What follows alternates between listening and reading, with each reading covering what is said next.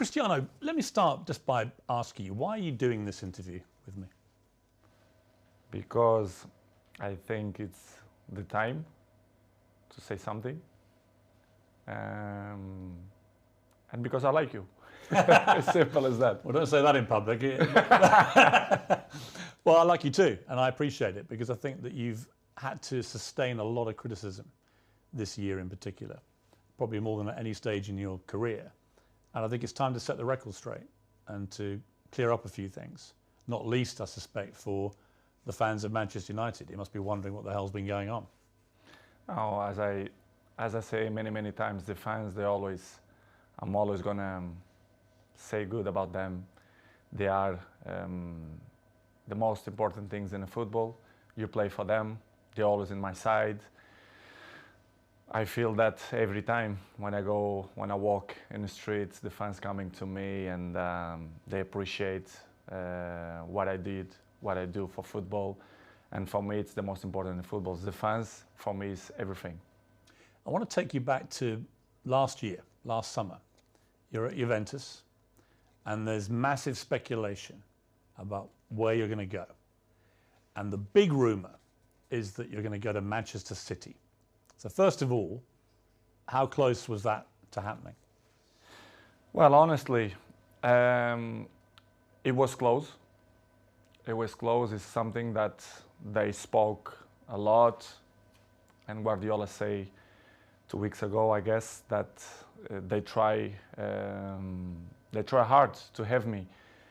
But as you know, as my history in Manchester United, your heart, your feeling, the history that you did before make the difference. And of course, as well, Sir Alex Ferguson. So I was surprised in the same way, but it was conscious decision because the heart speaking loud in that moment. You were a Manchester United legend. So when you say your heart led you, it's because of that, the history you had with the club and the relationship you maintained with Sir Alex, with the fans. I think it was the key.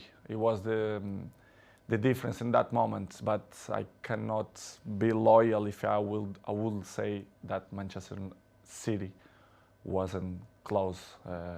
But I think I did conscious decision. I don't regret in some point. And as you mentioned before, Sir Alex Ferguson was the key. Did you speak to him before you Yes, came I back? did. Yes, I did. I spoke with him, and What did he say to you to try and persuade you? he said to me that it's impossible for you to come to Manchester City. And I say, okay, boss. So I took the decisions, and I repeat I was with conscience that it was a good decision. After a few weeks, things weren't going well at Manchester United. The club just wasn't firing.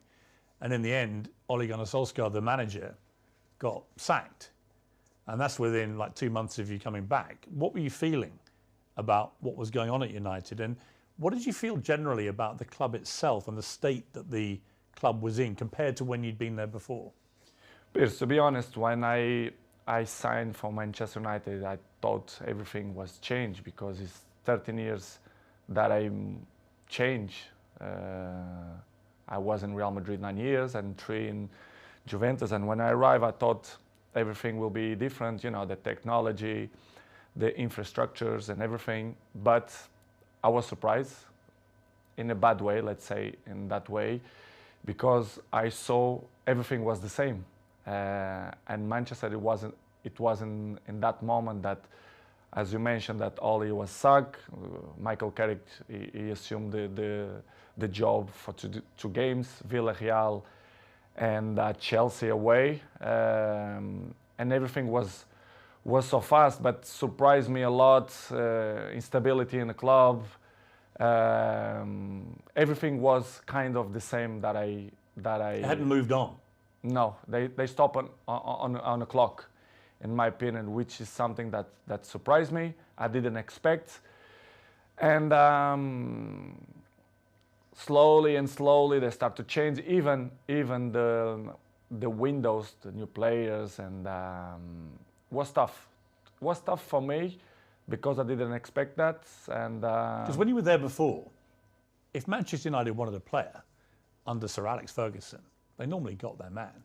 Right now, it's a very different environment. After many years of failure since Sir Alex retired, United weren't getting the top players anymore. So were you surprised by that dynamic changing as well? Because you would have been used before to them, if they wanted top players, they got them.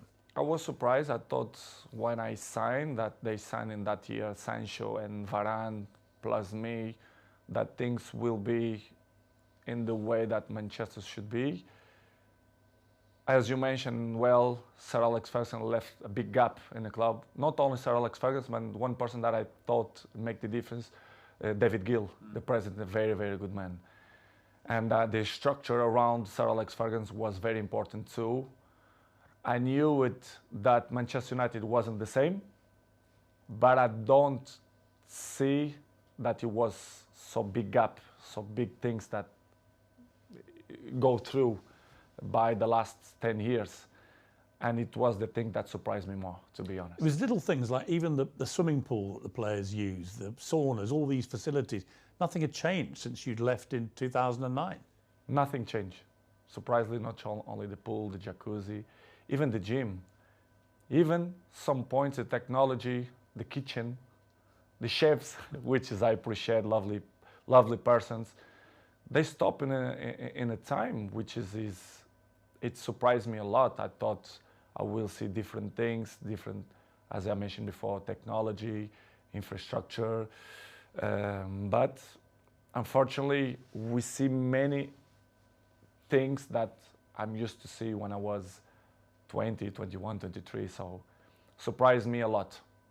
You'd also, of course, as you said, you'd been at Real Madrid and Juventus, where you saw them moving all the time to progress with technology, the latest thing, to improve performance levels. So you were able to compare what you'd experienced there with what was not happening at United.